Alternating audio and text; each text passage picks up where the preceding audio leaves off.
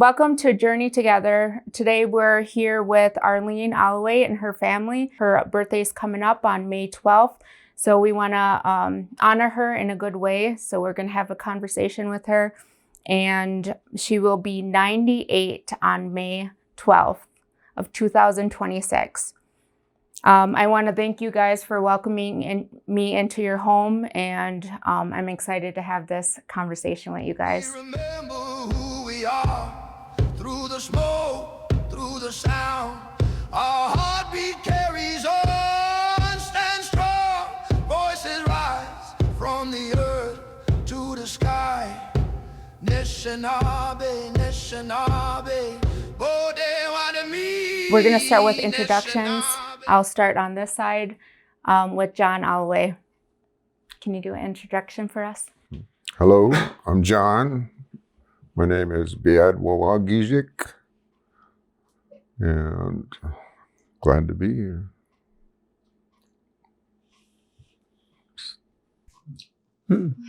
Hello, my name is Arlene Alloway, and I'm the mother of my children here.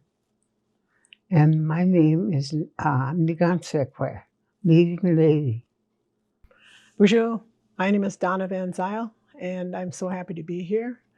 My Indian name are Bobby Wasno Kwe, Indigenous cause.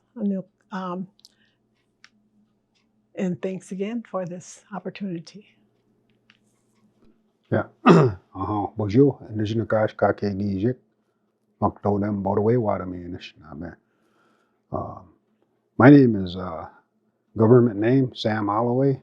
I'm the youngest, second to the last youngest, so second baby from the and Migwetth. Bonjour, I am Jim Alloway, Naganbi, leader of the circle. I got the name from my grandma, Mary George Nigansakwe.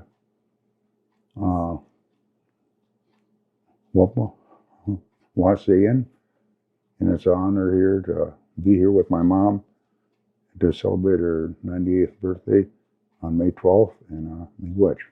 You guys grew up in a large family. Can any of you guys tell us what that was like? Well, I'm the second oldest. Ken George Sr. is our oldest brother. He is late Ken now. I am the second one, and thereafter there's John, Arlen, Rick, Jim, Mike, Sam, and Tim. That's a pretty big family. So you come from, is it 7 brothers, and then you were the only sister? Yes. What was that like in a big family? Like, what was the dynamic like that for all those brothers and then you being the only sister? Well, actually it's 8 brothers. Yes. Ken, John, Arlen, Rick, Jim, Mike, Sam, and Tim. It was easy for me because I'm older than all of my brothers, except for Ken. Ken was 9 years older than me, so I had the pleasure of having his advice for 65 years, I would say. And as far as the younger ones, every year, I remember when I was a child, I used to kind of wish, am I going to get a sister? Another boy would come along. Another boy would come along. So by the time Sam came along, I quit wishing. And but here comes Tim. Tim was the youngest and one of the most amazing challenges our mother went through is we lost our father in 1968. Tim was only 2 weeks old, so my mom, raised him, and all of us kind of helped pitch in. So that's kind of like our little routine: pitching in, hauling wood.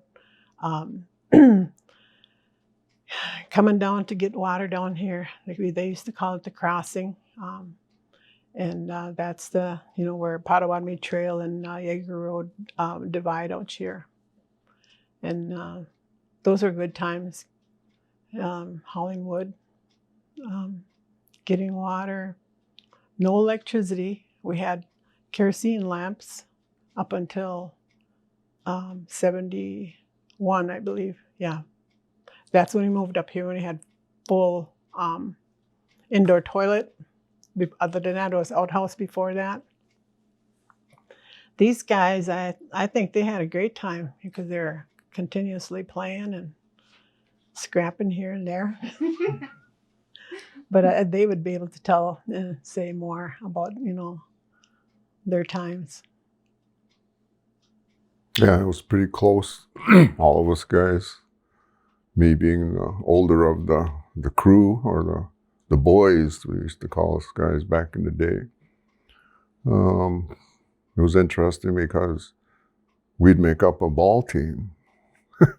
Then all of our friends would come, and then the ball team got bigger and we all had more fun. And so kind of imagine, 7 guys with about just 2 friends with them, multiply that, here we are. So it was good. Although we had our ups and downs because of all of us, me being the oldest of the group, and kind of had to watch over them a little bit, which was kind of tough on me too. So, but anyway, I survived through it, and I'm grateful for it today because I learned a lot during that time. Just seeing everybody going off and doing different things, going to school here and there, because back in our days, still we were, moved off to residential schools. Myself, I went out to Kicking Horse Job Corps out in Montana, and the rest of them went to Pipestone and Ogden, Utah, another one out there. And so everybody scattered out and kind of came back home after that. But it was a great time, all of us guys. Still is today, even though we lost some brothers along the way. And so that's just the way life is, It's what you live and learn off of those too makes you a lot stronger. Mm-hmm. So it's a strong family, and having a mom that's always there, and she's quite strong. So, and getting guidance from her in different areas, and so it was a good time, and some tough times. Some of the things moms ask you to do, you're like, oh shit, But I went through it, but it was okay. So that's all I have for this round. Yeah. Yeah, for me, being second to the youngest, watching everybody grow up and, doing their own things, and got to work, made us work, and splitting wood. I remember these old guys, old elders before all of us here, they would sit on a wood pile, my grandpa's wood pile here, and they would cut each other's hair with one razor, and and they would be whittling. They'd whittle like whistles and pipe stems and spiral stems, and pretty much doing the culture right on a wood pile from all the wood that we split up and we stacked. And just by looking at them, and a lot of the thunders, a lot of them would walk by, and we'd greet them, and they'd come over, eat, and whatever. Man, there's just a history of how we grew up here. When there was just nothing, there was maybe, I'm gonna say, maybe 4 families here. Then extended families that come and go. Then housing came along and got put into these houses, and yeah, it's just a lot of memories that I can probably talk about. But, you know, part of my like autobiography here, I don't know, you know, we struggled with a lot of, with the alcoholism growing up and kind of learning that way and thinking it was all right when it wasn't. And, but working hard, used to watch these guys tear apart motors, put them together, putting, you know, beefing these motors up, making them fast, you know, and hey, I kind of like this, you know. So we were like maybe 10, 13, start driving a car. And, you know, these are not automatics, these were 4-speeds, you know, these were fast cars, muscle cars, you know. And later on, Tuckwab family, you know, they gave us a car, a guy named Kelvin Tuckwab. That car got rolled over and all the transmission fluid came out, so that's the reason why he gave it to us. And so, but anyway, we had fun with that car. And, but yeah, there's multiple stories, you know, that we can share. And I don't know, I could just probably go on and on. And but my life growing up here is a little different. I grew up in the woods, and we used to bang on these old wash tubs out in the woods, sing Indian songs. We used to hear Billy Daniels and Jim Megabee sing, you know. And they used to have over by the tribal hall here. That was the only building here. We'd hear them sing over there, and then we'd go out in the woods with that tub, you know, and sing. And later on, we just grew up around the Devil's Lake area, the lake. That was the main like playground for us. But yeah, I can just leave off right there. I don't want to take too much time. So, Well, for me, growing up around here is I've seen a lot of changes, and I was told about a lot of changes. I remember growing up there and going to school there and getting criticized for being a Native American. And one time I went to haul water at that time with all these big old milk cans all the way down here to the crossings. There's an old pump there. We used to pump water, and we got done with that. We used to go over to my grandma's always and get something to eat over there and warm up and start back up the hill there. And then one time I was asking my grandma, I told her, man, there's a lot of criticism in school that I get. And all, you know, and even tribal members that come here to the council meeting. And we only had that one building there, and now it's a security building.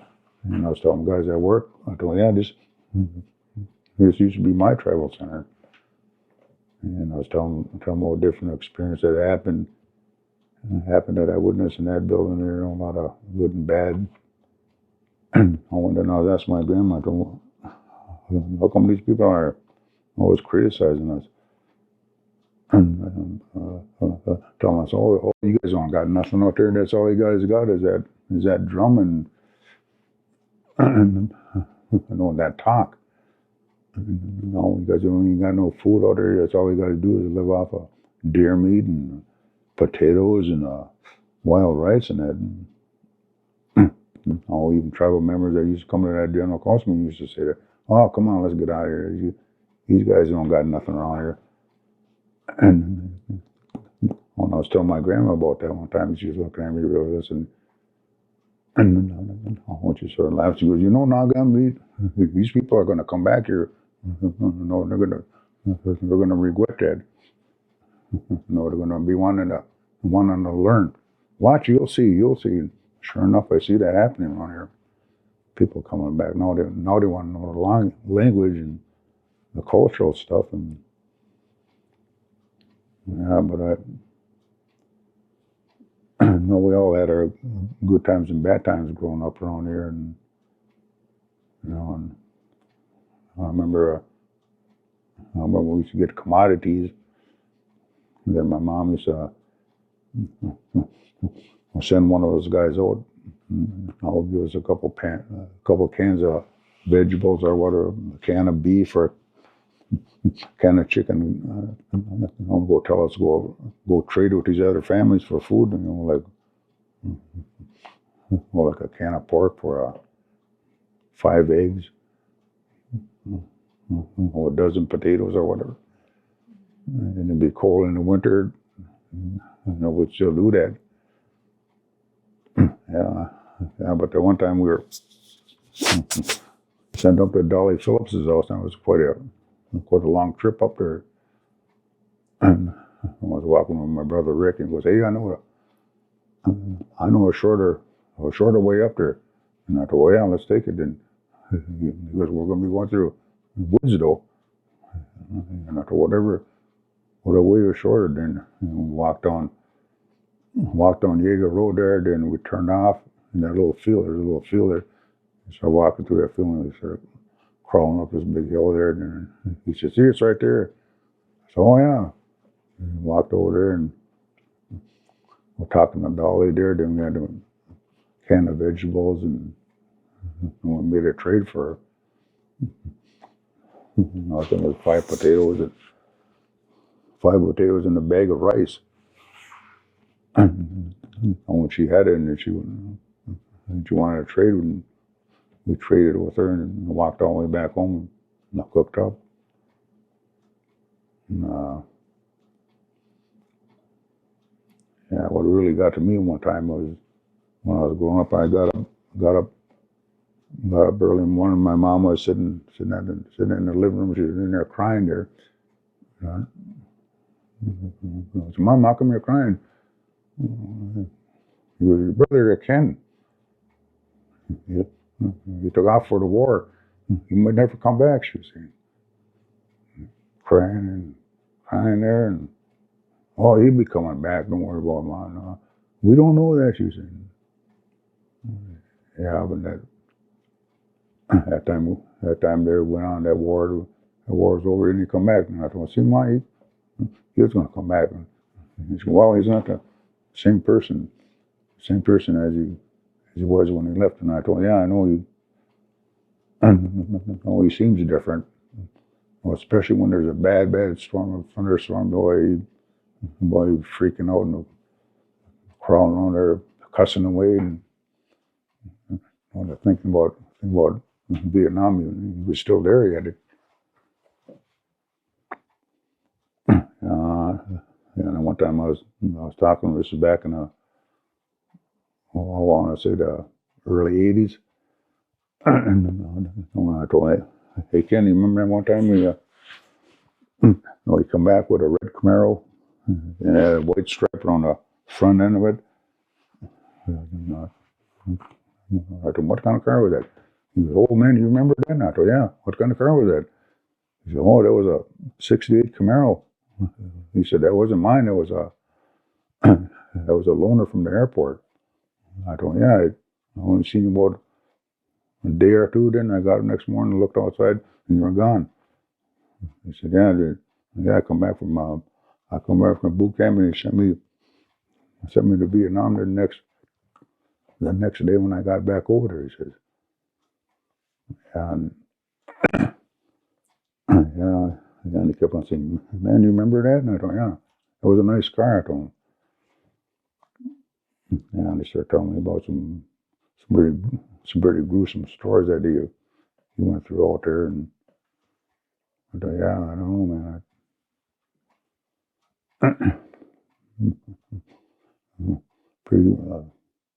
Pretty wild stories you're telling me." Then I said about Frank Daniels, and I thought, "Yeah, well, Frankie used to tell me some stories there too." And he goes, "Yeah, well, we were the first to go." And he said, "No." He said, "No shit about that." He said, "Once that shit starts flying over there," he said, "you got to take care of yourself and your crew," he said. And I don't know, a lot of that stuff I remember about when the guys come back, and how they were at that time. And Mom here, she was kind of on the edge because they didn't want them. Ken trying to mistake us guys for dukes. The gooks were sleeping. crawling around there. And, she'd get up and tell them, "Hey, you're not there no more. We're not there no more." It happened a lot of tribal elders that I got to talk to when I was growing up here, and they all passed away now. And my mom here, she's the last one here. Right. I think about that from time to time, what I was told, and try to carry on what I was told here and how to do things in a certain way. Yeah, but yeah, I think we had a good life. Having mom as a single parent, and we helped out each other as much as we could and did our part. The only thing I didn't like about it growing up is going to the bathroom on the outhouse when it was cold and hell, about 20, 30 below. There, sitting in the pot out there trying to take a crap. Yeah, but that was quite the experience. And hauling water and cold and hell, and come down the hill and go back up the hill hauling water.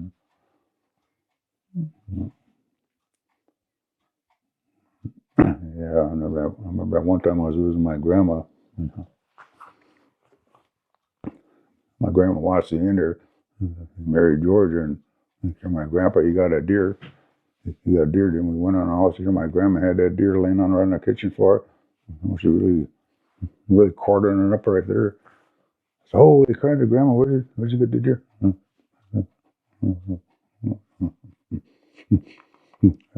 He said, "Your grandpa got that this morning."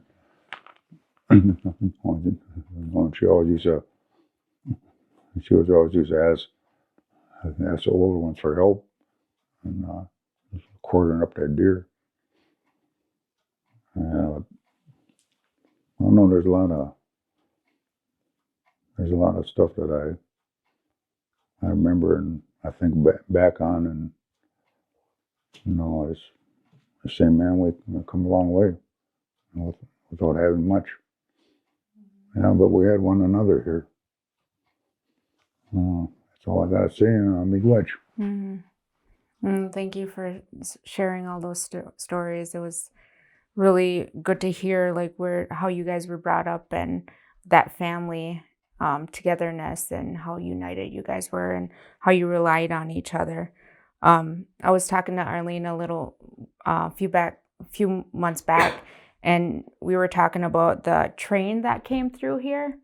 You touched on some of the boarding school stuff and how we used to have a school back here too. And I had no clue that there was a train that came through here. Do you guys remember that or recall that? It came from Devil's Lake Road through Jaeger.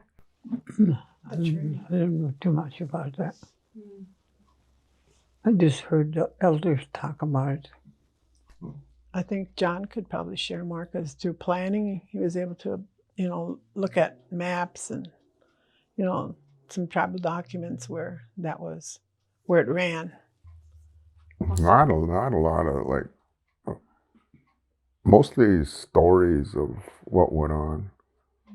Like there was the train went up by Devil's Lake. If you take that Devil's Lake Road all the way to the end, part of that is that train track. And then it came beside the house here, then down. And I heard this one, because Lawrence Daniels used to call him Scubby. He told me that story. He said a long time ago, a lot of the tribal members back then were let off of that train. And start building their houses along the way. But they weren't really, houses that we see today. They were mostly like thatched houses, shacks and stuff like that. But it was really bad back in them days, he was saying. And then Highway 8 used to run through here down towards Johnny's Resort and on. So to me, that was the crossing. Way back when the guys were first here, they said, well, this is where that train and the road crossed. And that's where we got let off here. Because it was mostly during the days of the relocation, forced march, and all of that, where we became who we are just based on how we got to this point. It was interesting how when they did that was that the trail of death for the Potawatomis out of Chicago down into the Oklahoma, and how certain members of the tribe back then didn't want to go, so they scattered into the woods and with other people up here, and were brought back together later on. I think that was something with one of the governors or somebody in the political realm said to get us together and bring them here, and got this land here.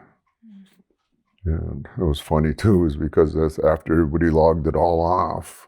There was nothing, because they said, oh, there's just rock and clay there. Let them Indians go stay there now. So they brought us here. I think it was La Follette or somebody like that that helped get us this property here. And then we just built off of that. And that's why it was so darn hard on the families, because it was, nothing, just rock and clay, and everybody did the best they can to live on it. And so, yeah, that train.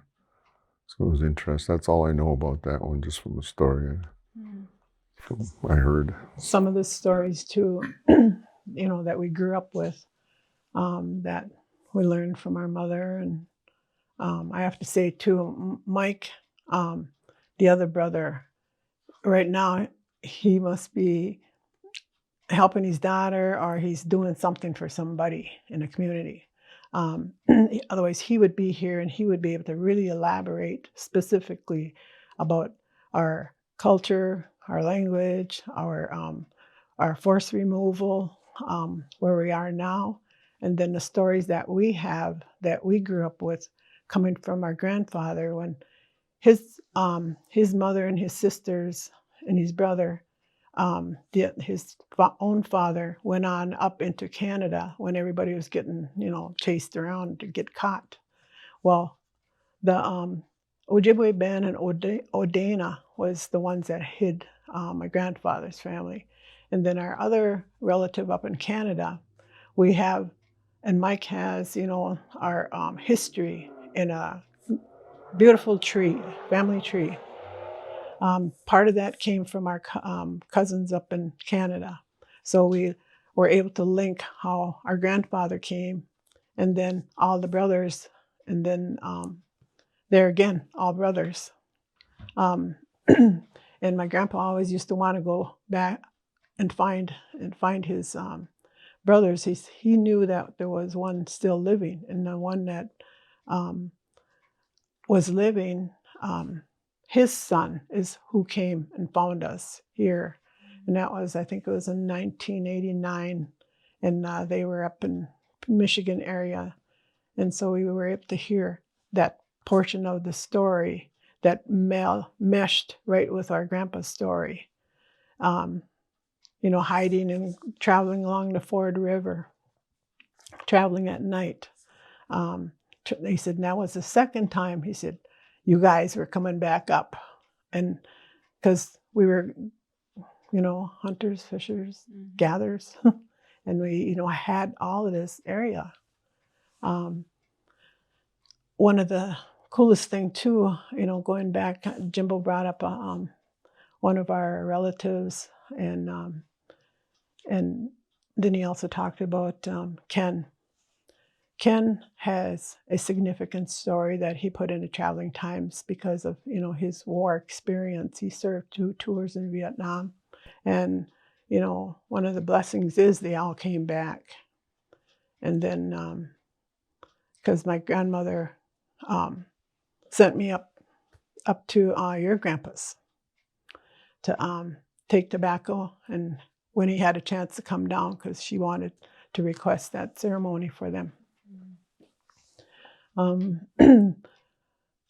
Now another Goofy and Sam mentioned Tuckwabs. You know, that's our cousins across the road here that lived in the old Kokomo school.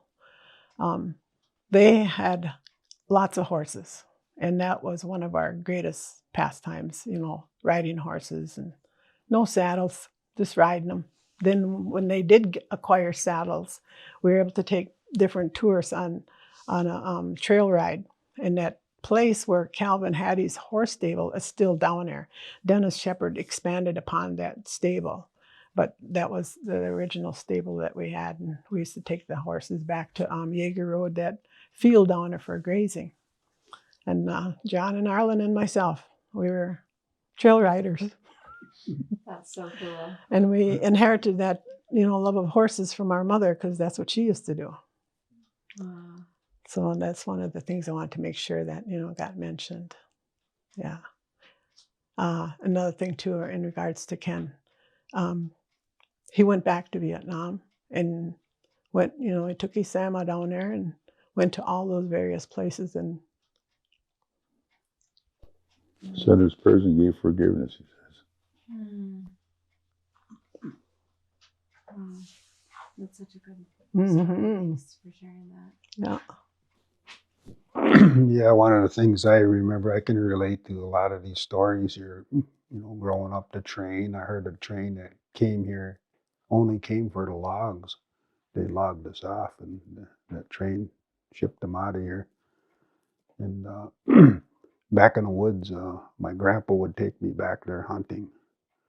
I was a young boy, and he always took off. I always knew when he would go hunting, he would get his gun and start cleaning it up and, you know, putting shells away and stuff like that.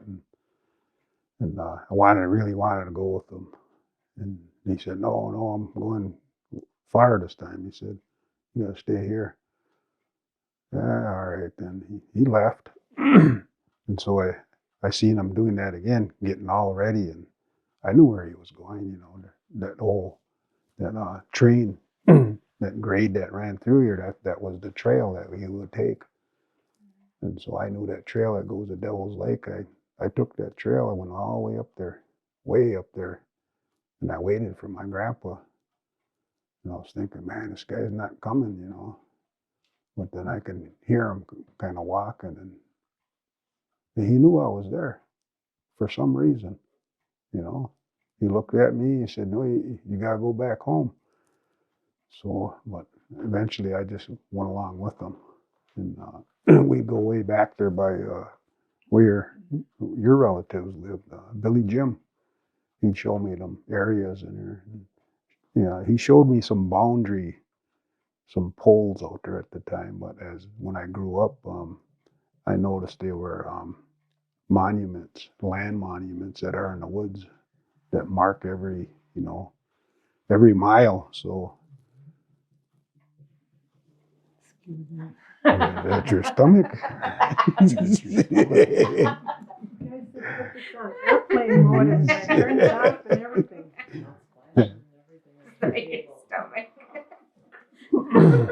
Yeah, so anyway, growing up being hunting, you know, and stuff like that, I learned how to do all of that through him. And I would run into some of the Thunder boys out in the woods sometimes, and same trail, you know, Ben Thunder, Tommy Thunder, Jim Thunder. They would just be out there walking, doing what I was doing, you know. And she grew up back there in the woods next to Billy Jim as a young girl, you know, way back there in by Riley Lake and Wabakan Lake, and that's where my grandpa would take me, and my mom, that's where she grew up as a little girl. And she told me stories about Johnny's Resort, how she wanted money, you know. My grandpa put her to work. And she said, I just want a guitar, and that's what she got out of it. And but when I grew up, they used to do a lot of logging, peeling pulp, and I used to do a lot of that, you know, at a young age. And my sister Donna, husband at the time, you know, I went to work with them out there in the woods. And he asked me, he said, what do you want? I said, well, all I want is a bike. All right, we'll get you a bike. You know, he got me a bike, but it didn't last long. My brothers, they're broke it on me. So there's a lot of stories I can relate to. So Migwetth. Yeah. Those are such good stories. I just enjoy hearing everyone's contributions and stories. One monument and one place that we talked about previously was like the tower and the dream of having a sledding hill. And then now we actually have that sledding hill, and they just opened it up over the winter, and it's pretty good. It's pretty awesome to see that dream come true. How is that for you guys to know that your mom had that dream and then it comes to fruition? You know, that's a good feeling. How do you guys feel about those things coming true? And I think it's pretty exciting. Just to, see that. However, when we used to go down there, we were on the opposite side. And we used to have some wooden skis and go try them out over there. Then later on, start to build fires over there. And once my mom or my grandma found out, we're building fires, because there's who's the adults there? That's my grandma talking. Who are they? I said, just us. And I had to, tell her what we were doing up there. And she goes, how'd you girls get up there? Because there was Joanne Daniels and myself. And the second time was the three of us. There was Sonia, Abram, and myself and Joanne. And we had a good time. But as far as, the excitement of the sledding hill, it's pretty good. However, I think that there ought to be a couple of speed bumps so that the kids aren't zooming right straight down and hitting that big thing down there. Because my granddaughter, Eliza, and, she has paralysis from the waist down, and she still tries to do everything, which is really good and all that. And so they all had her all tucked in because, they want to go down this new sledding hill. Mm-hmm. So they videoed themselves going down a hill, and they had a crazy time, and they were laughing. And then by the time they took a picture, here's her face was just full of snow because she flipped. Yeah, and then Lily is still, my other granddaughter Lily was still hanging on to her. Oh my goodness, them girls! I tell you, they had a good time. Yeah. And then I saw one of the guys in the community go, "Did you go down that hill yet?" Not yet, Yeah. But yeah, that's pretty good. Plus, she had a couple other dreams, that she's mentioned that she would like to see come to fruition. Two of them have already, and that's the C-store, and with gas pumps. Mm-hmm. The third is a tribal school, and looking towards it, hoping for the development of the community center to take on that. Because I remember the design, the architectural design of the whole place, including fields.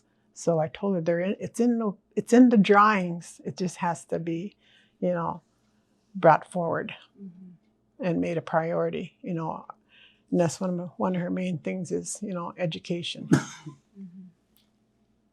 Yeah. These guys were daredevils. Oh. Their age group.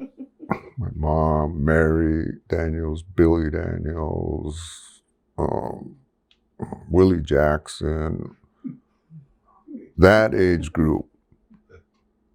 Donna was talking about them guys getting scared going down the hill that they just built. Try going down towards the west. That was straight down into the swamp. And these guys were going down that hill on toboggans and whatever and crashing up and this and that and crying and blah, blah, and go back up, go do it again. Because she was telling me stories about that. And when we were kids, we went up there and we tried to slide down that hill. No, it was like why get enough speed up and go down, and then there's a bunch of trees down there, and then there's that swamp, and you're carrying a lot of speed going there. But you never made it down there because you crashed before you got there. But it was okay. And then I was thinking, geez, Mom and them guys used to go down this hill and on skis, and it was just rough. And I said, man, them guys were tough. And then she'd tell us stories about, what they did up there, and that was pretty cool. But yeah, seeing that hill on the way it was built, it was good. I enjoyed it. Yeah, because when we were doing the planning phase way back when, we kind of looked at it because she would always bring it up. We got to get that ski hill. And I was like, it's too darn crazy on that part there. We can't. And I said, well, let's look to the north of it. I said, maybe we could just do a snowboarding place, put a school bus up there and some of these jumps and blah, blah, this stuff you can go through and have fun on. But back in them days, it was just, dreaming of what you can do. But then when I heard, they cleaned out that side of the hill and now they got this going on over there. And I'm like, you got to go up there. I says, yeah, I'll go up, take a look at it. And I went up there and looked. I says, wow, that is pretty cool. I said, it's not as dangerous as the other side, that's for sure. But I know these guys, they had their time up there, gosh, back in the 50s. And, yeah, they were kids. And then here's all us guys in the 90s and 2000s, and total different picture. Riding down the hill with your smartphone. Yeah. That's all I got. One of the coolest things too is that whoops, was you going to say something? Oh, go ahead. No, I lost my train of thought here. Go ahead. Well, it's like storytelling, it's good that we have these stories, We used to always have these when we were growing up with the older ones. But my sledding experience, when I seen the sledding hill, I looked out and I looked straight across, and the first thing that come in my mind was my grandpa and Billy Jim. Those ones that live back there in the woods, it's just straight right across. You look at it, you'll see that there. And then it's Wabacan Lake on the other side. Yeah, it brought a lot of memories back and how we grew up hunting there. But my sledding experience was Stone Lake Hill. They call it Snake Hill. I watched these guys, with their little iron sleds with the two runners. They'd go flying down that hill, If there was a car coming, it didn't matter, They'd still go. So they were like going around. You can see them, would be like on top of each other, doubled up on it going down. And at the end of the hill, there was some blacktop down there. They'd hit that. Bunch of sparks fly up all over. That was real cool, And then they started getting creative. They'd slide sideways on them and then roll off. And yeah, then they started doing up by Sugar Bush Hill there too. So on that hill, but that wasn't fast enough on that road. So yeah, that's my thoughts on it. Yeah, the thought I was going to share was Mom and her cousins. They used to have their own native band, country band. That was, one of the nice and funny stories that, of their little escapades and their little gigs here and there. And so once in a while when the kids have parties over at the church for the use of the kitchen area, she'll go off and go play the piano. And then last year I pulled out her guitar or her accordion. I said, come on, Mom, let's play. And because I think us older ones, maybe Jimbo did too, I don't know, she taught us how to chord. And then the other ones could pick up, And then your grandma used to ask my mom, or ask, and how come none of your boys didn't carry on with the band? She said, girls got in the way.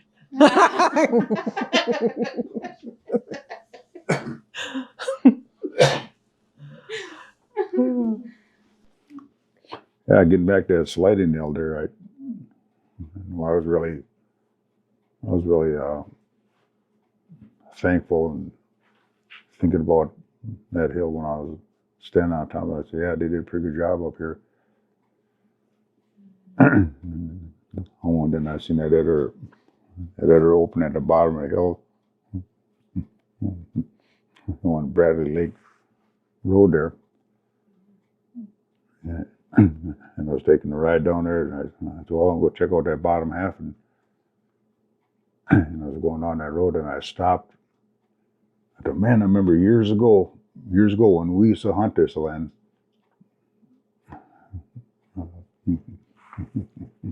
My grandpa he showed me this marker tree. Well, that somebody made a long time ago. It was on a popple. Probably back in them days, I know they're more easy to bend. Only probably with my what do you call that old rope they used to use on the hay bales? That old hay bale rope. Yeah, they must have tied it together. No, and I said, man, I went up that tree still there, and I was going down that road, and I stopped, and I thought, there it is right there. You know, it's a bigger tree now. And I called my brother Mike, and I told Sam about it. I told him, yeah, there's a marker tree on it. It's still intact there. And I don't know if anybody nowadays knows about these marker trees that these guys used to make years ago, and tell you which way to go and how far it's going to take in order to get wherever they're going. But you notice that stuff out in the woods where you could see a tree that was growing different. It's got a different shape to it. You know it. Well, the ancestors made them back in the day in order to tell them where to go. Yeah, but if you ever take a ride down there, you probably spot it out. What's on your right hand side. Yeah, but that's pretty good about that sliding hill. I really like that, and the lighting they put on there for night sliding. I thought that was pretty good. The only thing that I was questioning about there's different families and they're sliding up there, and he goes, yeah, they should make one of them what do you call it, an escalator or whatever, to take you back up the hill, so we don't have to walk back up that hill and then come back down. Yeah, but that's all I gotta say about that hill and Fire Tower Lane. I actually did have a question about Arlene Alloway Lane and the tournament that we have annually, and the honor that we have for that, and the remembrance, and that type of discussion is kind of what I wanted to discuss. His spirit name was Nakwegijik, Arlen. He used to call himself Noon Man. Noon Man? Yeah, because it's it's the afternoon. No, it's noon. Day. Arlene Alloway Pond. There was a restoration of a wetland. And ball field, because he was one of the star players. Yeah, these guys, our first field was where the old tribal center is. That's where we used to play ball, and John was talking about, you know, us being a whole team practically. I believe, and you may have to double check on that, because Arlene Alloway ball field was a result of Eugene Chano Jr. and Richard Mexico, because they all played on the same team and they wanted to give honor to him. And so that's how that baseball field was named. And we really appreciate, you know, that kind of honoring. That's outstanding. And as far as the restoration of the pond, I'm not too sure who is, you know, really behind a lot of that. And I have suspicions that maybe Skubgijic and Tony, I don't know, but you may want to check with them to do that. That was just because I think it was together down there. Yeah. Yeah, and because their family and our family, especially, you know, Joanne, you know, is my best buddy. I still see her every now and then. There's a lot of connections between, like, because we're all almost the same age, in the same age groups. But yeah, my mom always kind of took favor with them, because they'd always want to stay overnight, longer than, you know, overnight. But anyways, did you have anything to say, you know, about the pond or the ball field? When the first, after he passed, the first game after that, they opened up the ball field down there. I had to throw the first ball. No, it was, I threw it to Linda. She was at the back. Well, instead she went like that, you know, she's expert at catching ball. You gotta go on this side, Grandma, she says.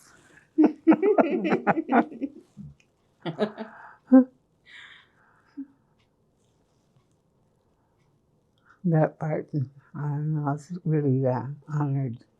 They asked me to come out on the field, throw the first pitch. Yeah, I remember when Arlen used to go play baseball. Richard Mexico he used to come pick him up. You know, and I was asking Arlen one evening, they're getting his baseball stuff together, and I told him, where's the game at tonight? And no, I thought it was going to be somewhere off the res there. And then he goes, no, it's going to be down by Hoover Dome. I said, Hoover Dome? No, I said, where's that at? He said, down the hill here. Because Hoover Thunder, he used to stay right across the road there on a little trailer house, him and George Jim and Joe Boyd and Lou and Agnes shop. Lou and Agnes Thunder used to stay in the little house next door, and Arlen used to call that Hoover Dome. Yeah, so that's what I remember. I remember about that field. No, he called it Hoover Dome. I haven't heard that one before. Yeah. That's pretty cool. Yeah, Hoover Thunder's of house. One thing that you mentioned a couple of times is the connection that we have with our families that were around the area. And one thing that me and Arlene talk about quite often is the friendship that you had with my grandma, Mary Daniels. How did that friendship impact your life? I didn't have no sisters or brothers, and we got together and got to know each other at a powwow, and that's where I got to play with Mary. And then we all stuck together after that. She'd come over by, we just lived not too far from them. And then our mothers, used to trade like garden stuff. And then the Mrs. Billy Jim, she likes the wild meat.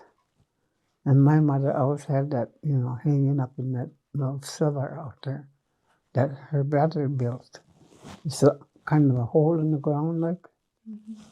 Yeah. So she kept all garden stuff in there, too. When she canned, she had her carrots in there, beans, and the other vegetables like peas. And so when they go hungry over there at their home, they would send her over. She'd send her back with 2 big bags. See them going down the hill there with the hanging on that sack like that, taking it home. My mother used to send quite a bit to them. And she always returned it back to us. Oh, no, my mom thought, that's for you. So that's how we got to be friends, Mary and I. And she used to tell me different stories about Indian stories way back.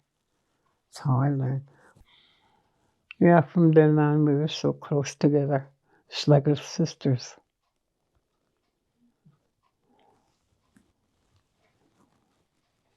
I was laughing at somebody, and when she sees somebody doing funny jokes or something. I always wondered, how I should have mentioned at that time. When she went to school, her and Bill, they so they could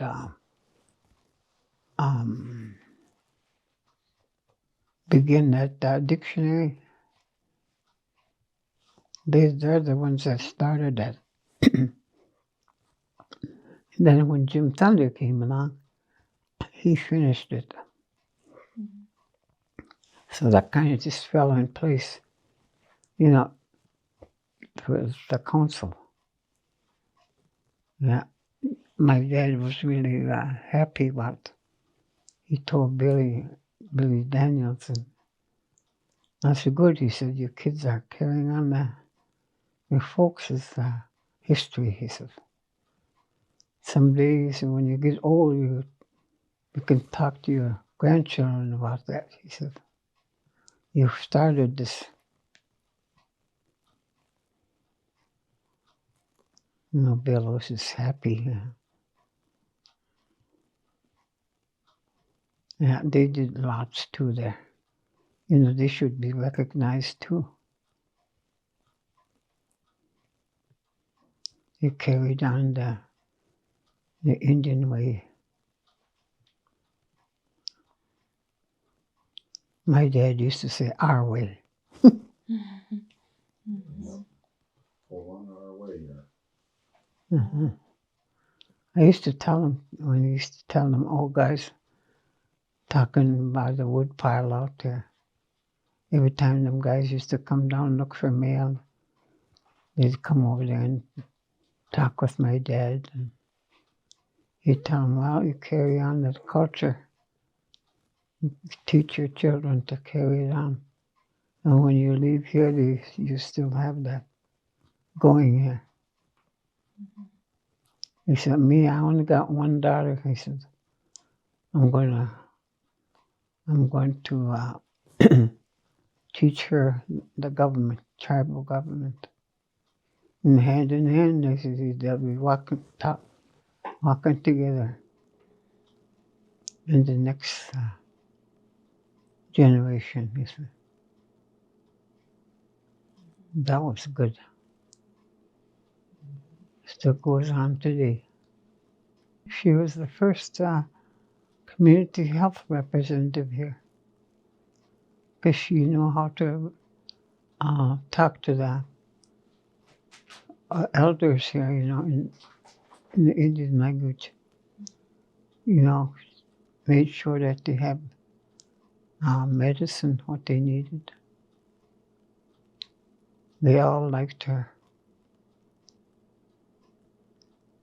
She said, hey, some of them used to make it like a feast, she said, when I go there.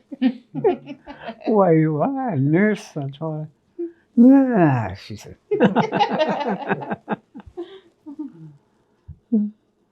So Yeah. how long were you guys in a band? Oh, it was my teen years. I was about 17. Mary told me, she said, how come your voice doesn't pick up on that? She said, they were busy chasing girls. Who's going to sit down and start practicing on an instrument?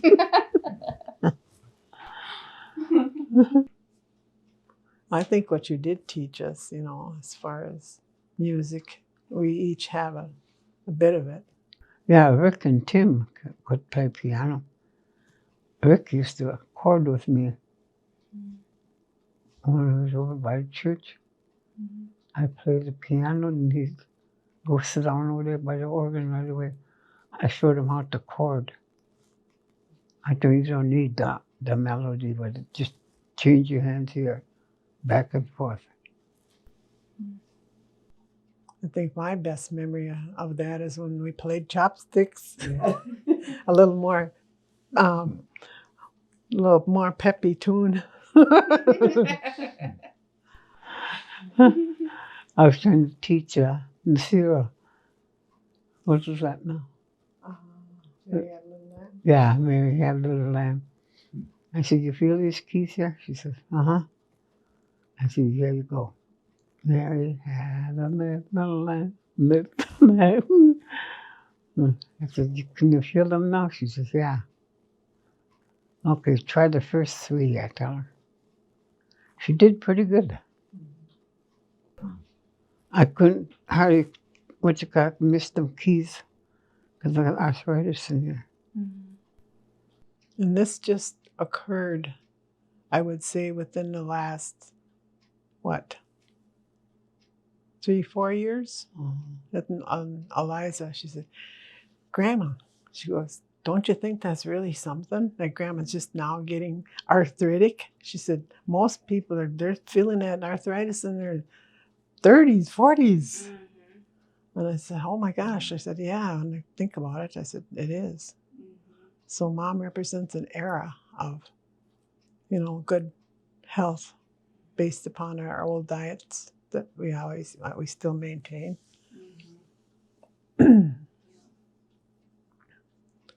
Yeah, pretty good. Mary D, I love her. She said, I heard you, Deets. And that's Mom's name. I said, what did you hear? And then she goes, I heard you talking over there. I was playing bingo in Mole Lake.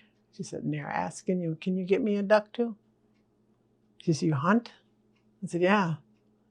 And she goes, oh, what else do you do? Fish? She said, yeah. Can you bring me some fish? I said, sure, I'll bring you fish.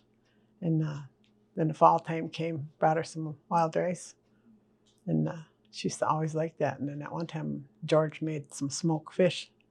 He said, here, go take that to the old Mary D over there.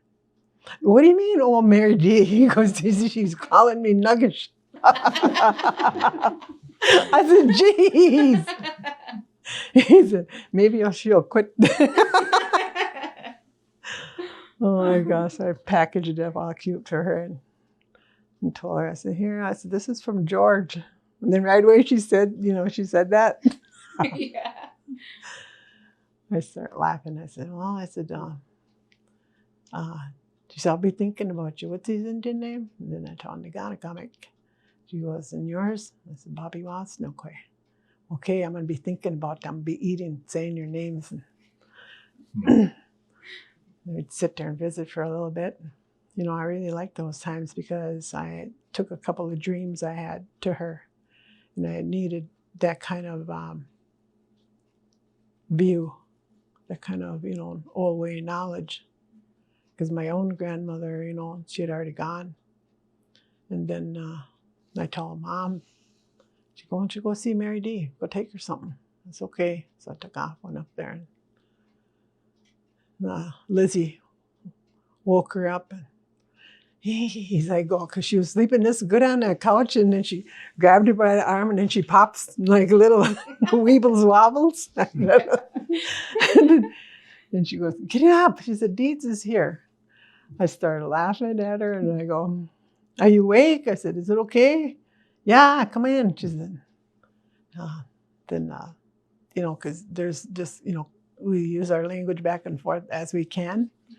And then, or I should say as I can. But anyways, we were talking there, and then Lizzie was, you know, telling stories. She was such a comic. I just loved, you know, to go visit them because it would always be something silly. And I was telling your mom too, I said, it's good to hear. I said, that good old humor, I said, you inherited from your mom. I could see that in the shower too. Mm-hmm. I remember one time Mary D there, she was imitating this one guy, because she was like to imitate people. When we went to this one Paul somewhere, I forget where I was, and after that Paul was over, I went to visit Johnny Bull. He's still staying with his mom out there in the shower. I went out, and I walked in there near Mary. She had her Paul music playing there, and she goes, hey, did you see that one guy over the weekend? And you know, he didn't know that he didn't have no regalia or none. He did. All he had was an army blanket, and an old big old stick. When you know, he looked like he just cut that out of wizard. You know, it was the first they cut stick there. Oh yeah, I remember. Here she goes outside. When she comes back inside a big old stick like that, and she whipped that army blanket over her shoulder, and you know, to turn on her Paul music, she started dancing around like that guy. I started laughing. I thought all the cars imitating that guy. Yeah. Yup, he didn't have no regalia. That's all he had was an army blanket and a big old stick.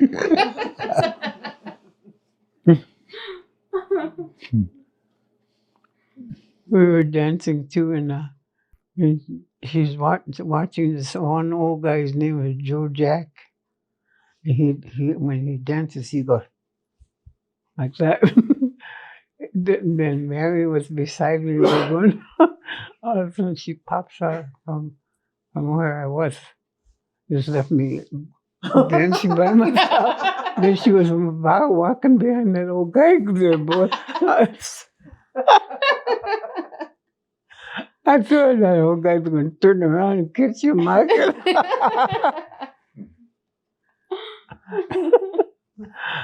Oh, we couldn't stop laughing. Those are some really good memories. Thank you guys for sharing. And thanks for being there for Grandma Mary too. Back in the day, you guys helped her out a lot and showed her some companionship. So I really appreciate that. Our pleasure. And thanks for putting up with my mom too.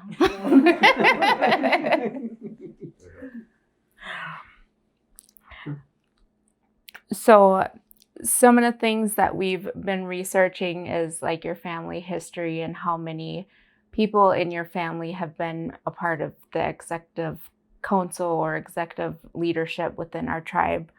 It goes way back from the beginning. I have Isaac George, your father, as secretary, vice chair, chairman, and then treasurer, all between the years of 1937 to 1974. It was just amazing to see all those different years of his service throughout the tribe. That was so amazing to see that. And then Arlene Alloway, chair council member from 1975 to 1977. And then you went straight into your tribal treasurer career from 1977 all the way through 2000. So that was when you retired at age 72 years old. What an honor. Then it goes even further. After your years of service, Ken George Sr. was tribal secretary, vice chair, and chairman between Ken George Sr. from 1974 to 1985. Then John Alloway Sr. was vice chair from 1958 to 1962, and then he went into that secretary role from 1964 to 1966. And then John Alloway Jr. had some leadership in there too as vice chair, and then he went into a council member position between 1987 and 1992. And then we had Donna Van Zyl as as vice chair. You started out as vice chair from 1987 to 1990.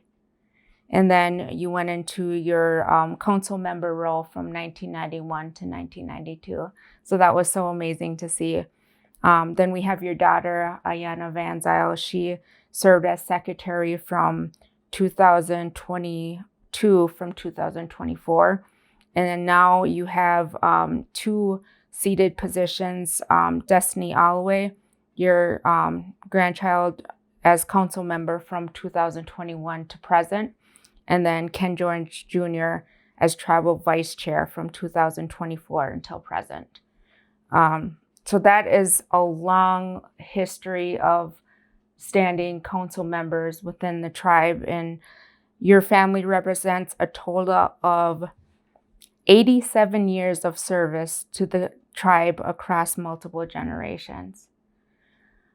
It's an honor to be able to dig up all this information and let you know that 87 years is such an accomplishment to hear all those years of service to the tribe. How does this shared legacy of working and serving the tribe, how does that impact your family, and what does that mean to you as a family to this Forest County Potawatomi tribe? Well, to me, I'm very proud of each and every one of them, because they've accomplished, what they need to know. And we owe that all to our grandparents before us. There was another thing there.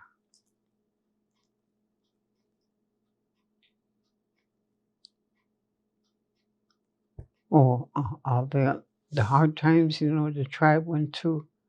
We had some really bad times. Then we always usually had the good times afterwards too. But thick and thin, we hung together, which was good. It really reflects back on what you were saying about our two families going forward together with that governance side and that cultural side, and pushing the tribe forward to where we are right now. Yeah. 87.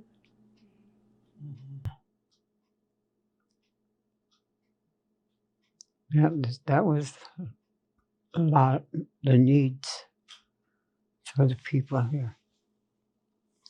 Housing. All those old government houses were becoming kind of rotting away. No cellars to them.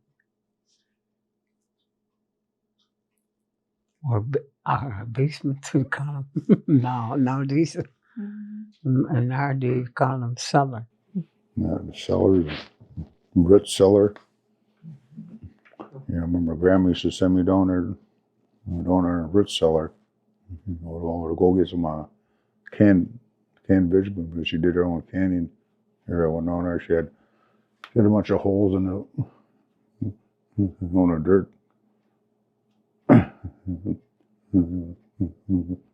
She had all them jars, different jars of food all all stored in that root cellar, she called it. I call it it was a dirt wall where she dug big holes out and would start stuffing her cans in there or jars.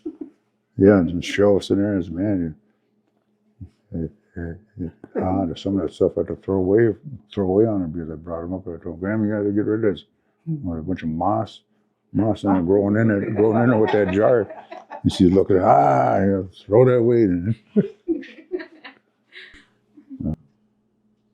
It still goes on today. We get our fridges cleaned out because we have expiration dates.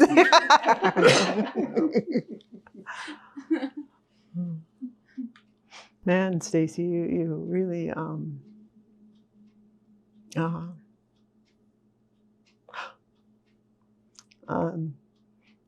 just I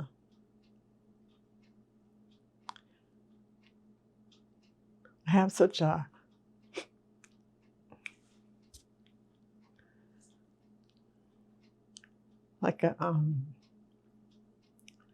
grateful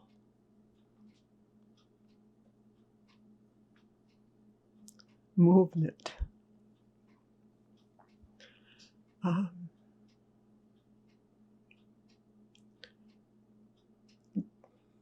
To bring honor as a result of, my mother and my grandparents and my father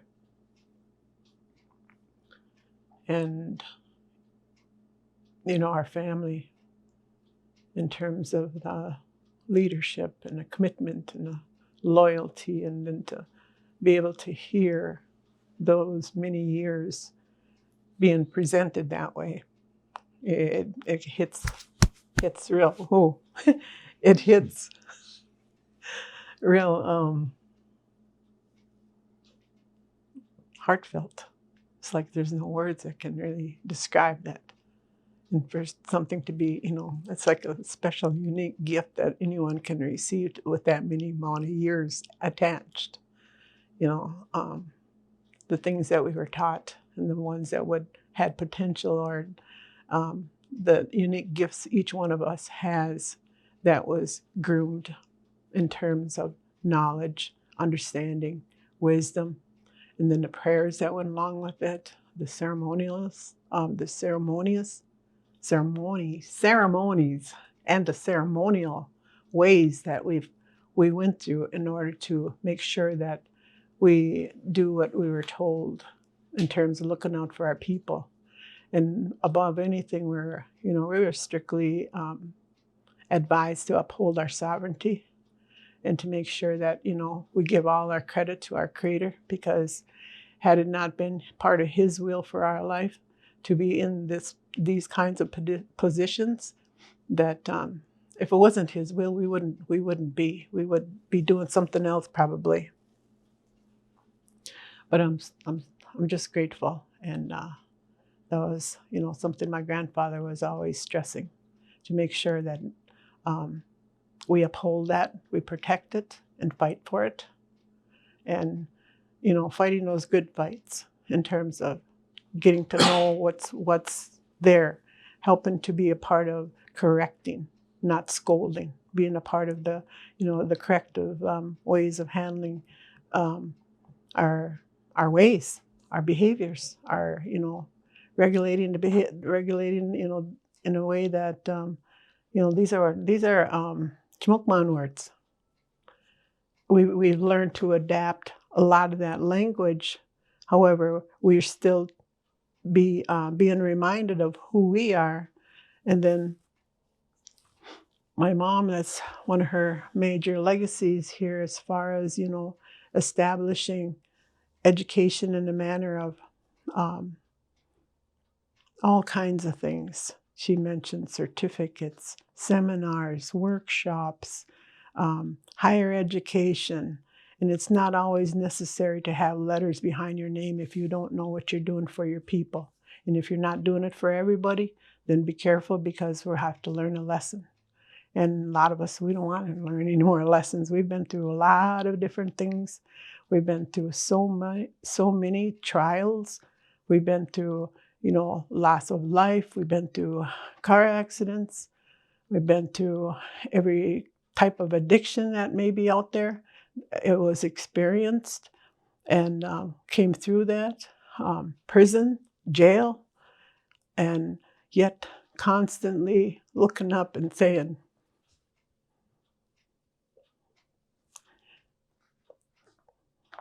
being able to say thank you to our Creator for allowing us to do what we did, but to bring us back home and to bring us back to who we are as a people and as an individual.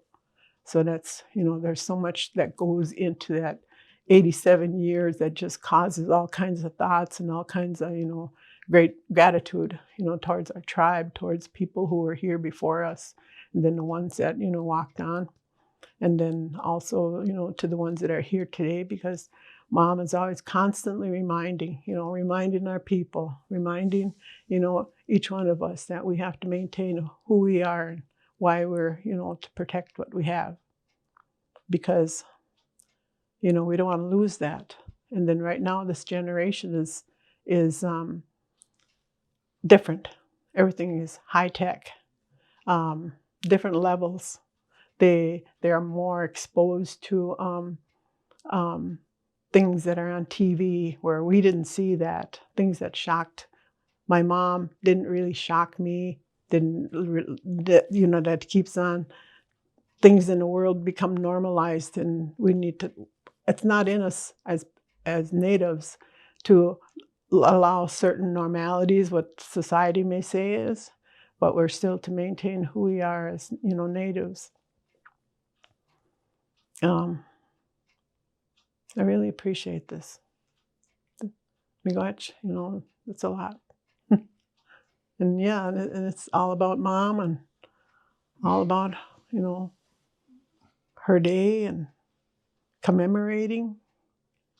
And I'm so grateful that, this was made an opportunity so that, she could be able to say and share from her own heart.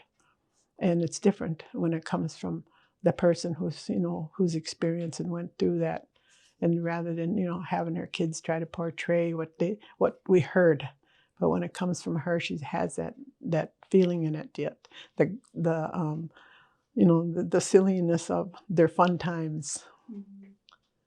Yeah. Okay.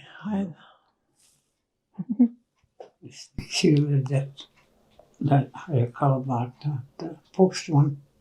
Oh, yeah. And I retired, her too had to pause. Where I paused, it just hit your heart. Yeah, and I think that needs to keep on being celebrated because, she is a warrior of her time.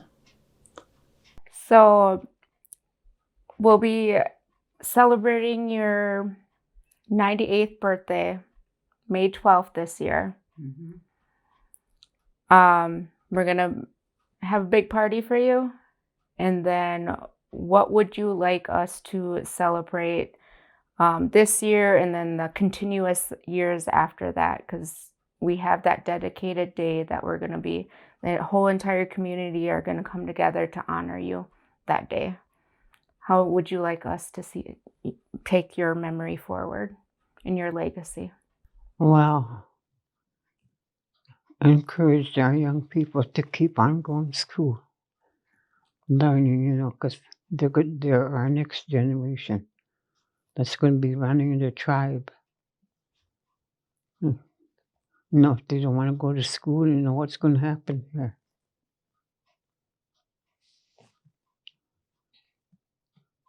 Like encourage them, or help them in some areas where they're kind of weak and they like to learn something. Maybe get a teacher or someone to come in and help them with whatever they like to do, and encourage that.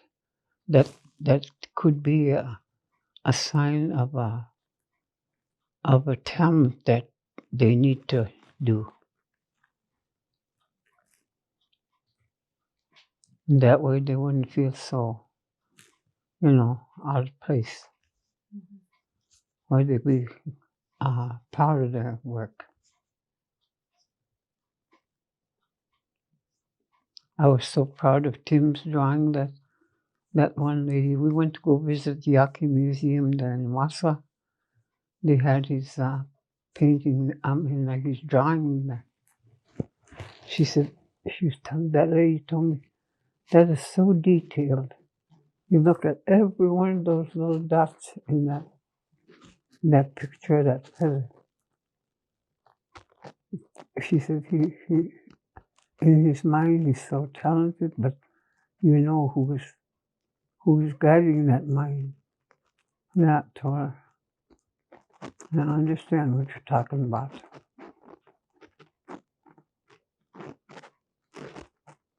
I said, and most of the boys are artists.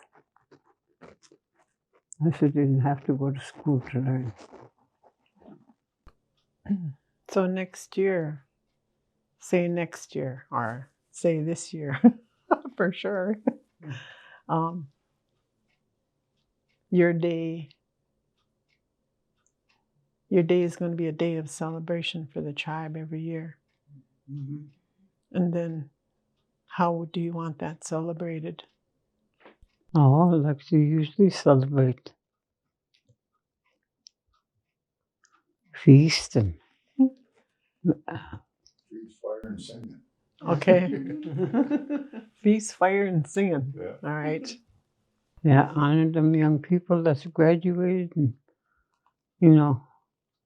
She wants her day commemorated with naming everybody who acquired some kind of form of education, whether it's a completion of a workshop, whether it's a completion of a seminar that brought something back to the tribe, and it was made reality. Yeah. And look at how Jim's kids are and Mike's. They brought their kids up in a good way. Mm-hmm. Yeah, I never thought I'd have kids in this lifetime. And I never thought I would see grandkids in this lifetime, but I do know. A son and a daughter, and a grandson and a granddaughter. The little Winona, she's so tiny and she's walking. Yeah, she's only 14 months and she's walking now. She is so sweet and so smart. One day I having a birthday party over to church there that evening. She was looking at those kids running by. All of a sudden she got up. And Jim says, Ma, I said, look, there she comes walking. Trying to go fast with them kids. It looks so cute.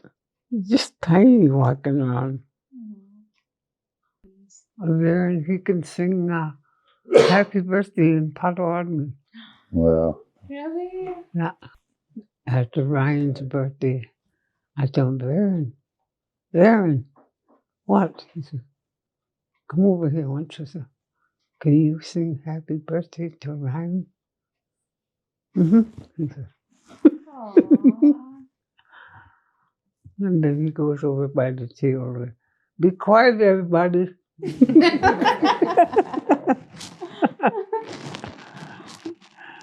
He starts singing. That was so cute. Yeah, so we went through a lot of amazing stories and family history and tribal history. And is there anything else that you guys want to talk about that we haven't yet, or anything that you want to discuss before we head on? Well, I don't know what's. oh, Mom, what do you got? Yeah. Yeah, this is your meeting. Mm-hmm. No, I think it covered pretty much everything. You heard from all the kids. Yeah, I wish Mike would have been Yeah, here. he has a lot. He's got more input on a cultural and. For sure. I totally agree, because Mike in particular has been blessed with all kinds of mentors and he speaks with good articulation. He also speaks the language, which he's very modest about, and he's advanced. And then, you know, he brought all his mentors together to celebrate the Jim Thunder's books, the Potawatomi Dictionary, and he gave credit to all of those ones that had anything and everything to do with our language. And even if you know, participated for one session, you know, their name was there. And, you know, that's what we like to make sure that we not forget anyone. But Mike can speak with quite accuracy in terms of our history. And when I look at, I'm very grateful that that Trail of Tears or the Walk of Death is within the the auditorium in the executive building, because we can fit our stories in that timelines and we can tell what we can say. However, there's other families within our tribe here who can speak with their own clarity about their time. Where were they at in that piece of history? So we all have this piece of the big puzzle of who we are as Potawatomi people. And hopefully there'll be one of the themes, or one of the, not themes, but one of the topics that'll be discussed at our Potawatomi gathering, you know, this coming up in July.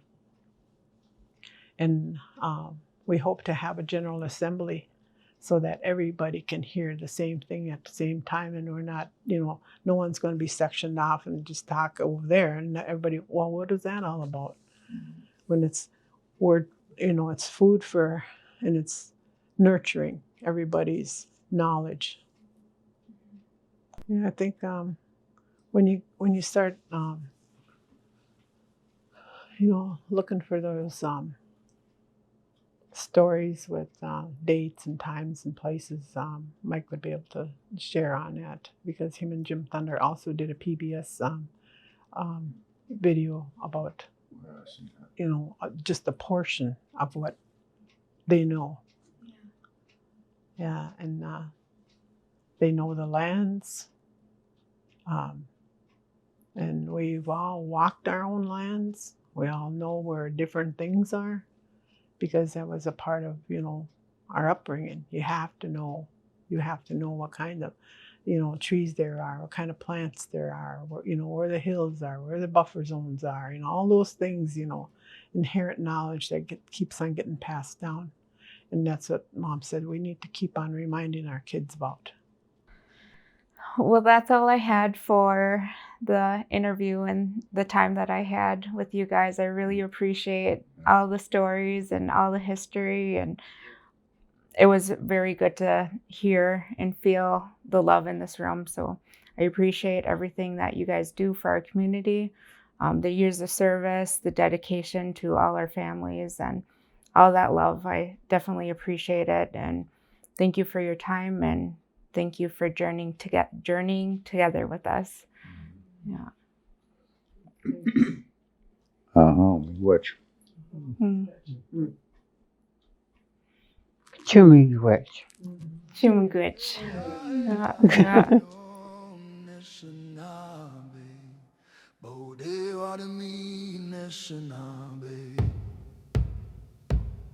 From the fire, from the drum, we remember who we are.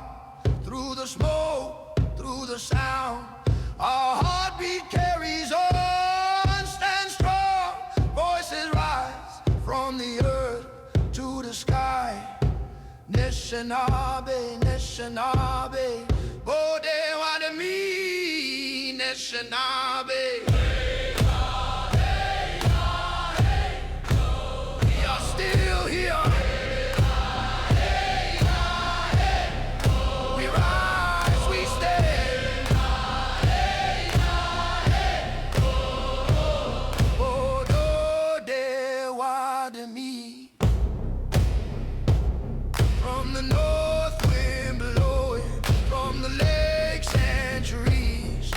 Songs are moving across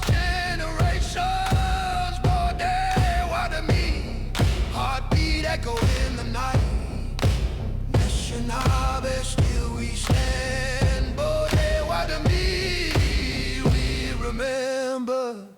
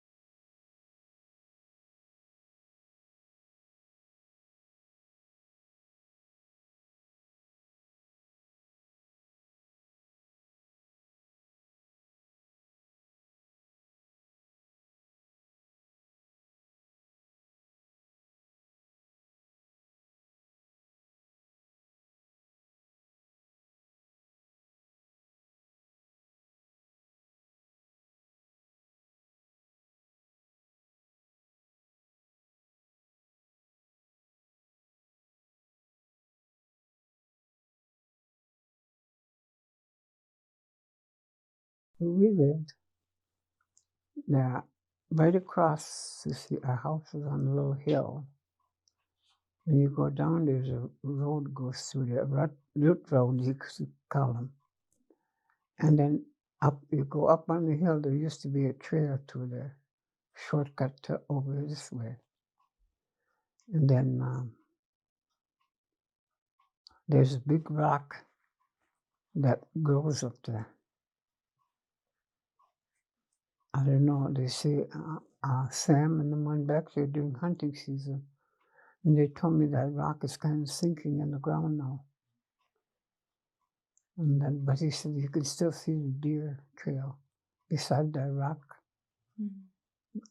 You got to look at the trails right there. I'd like to go up there, I said, see what it looks like. So we went back there one day on the truck. It was Jim's truck, wasn't it? Yeah. Yeah, that we used to call it. What was that name of that? That your first truck. Blazer? Yeah. Tumbleweed drippers. Oh yeah. Tumbleweed. he took us back there. And we went up that hill. And then there's a gap goes down and like a little trail goes up alongside that rock. It's right in the rock there. And then so I crawled up through there and up. You can see bug, Wabakan Lake from there. And I sat up there for a long time and looked down and I could, in my mind I could see our old house down there. And I said, I told my mom one time, I said, was that always up there? She said, it must have been before we moved here, it was up there, she said. And then one time my dad used to work at the Connor lumber camp in Leona. And he used to stay out there at the camp. And he used to come home on Friday nights. Then you go back on Sunday, back to work out there. And then we were waiting for him one night to come home. And we used to have a police dog. Oh, not German Shepherd dog. We used to call him police dogs a long time ago. And her name was Mimi. She was a female. And she was laying on the porch there. And my mother used to play a mouth organ. She was playing away there, and I was listening to her there. All of a sudden, the dog put his head up, looking around like it sensed something. Then my mom quit playing the organ. Then we looked up on top of the hill. It looked just like a house up there with a, window with a light in there, a lamp. And then she said, we better go inside there. And Dad be coming pretty soon. But then we seen him coming along the road. He must have borrowed one of them lanterns, with the handle on there. Long time ago, they used to use them. And he had that gunny sack full of groceries on his back. And then our dog there, she put her head up and it must have smelled. Just took a jump off the porch and ran down, go meet him. If she was walking up, oh, that's him, Grandma said. And and then she started telling him about that rock up there. He said, I think you're seeing things, he told her, You just believe her. And then that next day, Grandpa, the one I was showing you, that picture that with the his regalia, squiggy, he come out there. Used to take him all day to get out to our house.